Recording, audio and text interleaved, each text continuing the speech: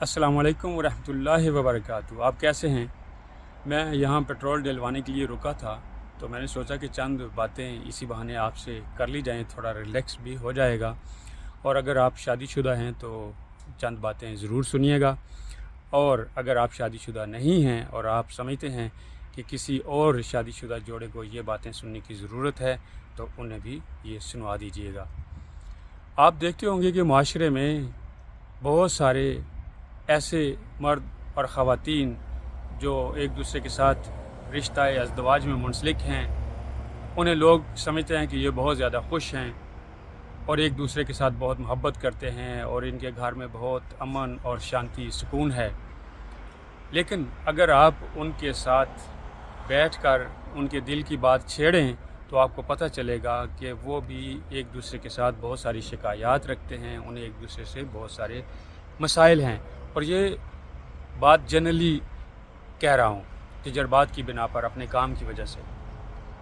اس سارے ماحول میں ہمیں یہ ضرورت ہے کہ ہم ایک دوسرے کو سمجھنے کی تھوڑا کوشش کریں۔ ذرا سوچئے تو صحیح کہ دو فرد ہیں اور وہ سالہ سال سے ایک ایسے شخص کے ساتھ زندگی گزار رہے ہیں جس سے وہ ناخوش ہیں۔ کتنی اذیت ناک یہ اور کربناک صورتحال ہے کہ ایک بندے کے ساتھ ہر روز صبح شام رات دن کو وقت گزارنا اور دل میں اس کے لیے خوش نہ ہونا بلکہ اس سے ناراض ہونا کتنا مشکل کام ہے۔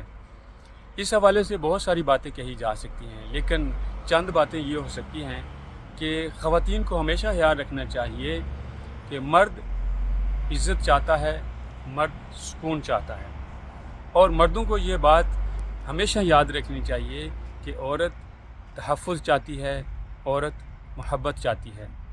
تو ہمیں کوشش کرنی چاہیے کہ ہم شیڈول بنا کے باقاعدگی کے ساتھ ایک دوسرے کے لیے تھوڑا سا وقت نکالیں، ایک دوسرے کے ساتھ بیٹھیں، ایک دوسرے کے ساتھ نیوٹرل ہو کے بات چیت کریں، انجوائے کریں ایک دوسرے کی کمپنی کو، بجائے اس کے کہ جب بھی بیٹھیں تو ایک دوسرے کے ساتھ گلے شکوے اور جو معاملات پرابلمیں ہیں وہ ڈسکس کریں۔ اس سے نکلنا چاہیے ہمیں۔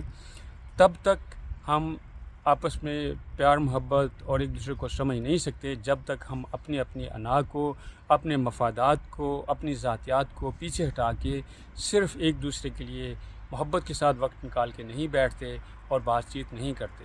اور یہ گزارش ہے کہ اگر آپ دنیا کے لیے نہیں تو خدا را سنت سمجھ کے ہی یہ کام کر لیجئے کہ یہ تو نبی پاک صلی اللہ علیہ وآلہ وسلم کی سنت مبارکہ بھی ہے کہ وہ ہم سب کے لیے تو بہت ہی رحیم اور کریم تھے، اور ہم سب میں سے سب سے بہتر اپنے گھر والوں کے لیے تھے، تو اور نہیں، دنیا کے لیے نہیں، بچوں کے لیے نہیں، اپنے کے لیے نہیں، تو سنت سمجھ کے ثواب سمجھ کے یہ کام کیجئے۔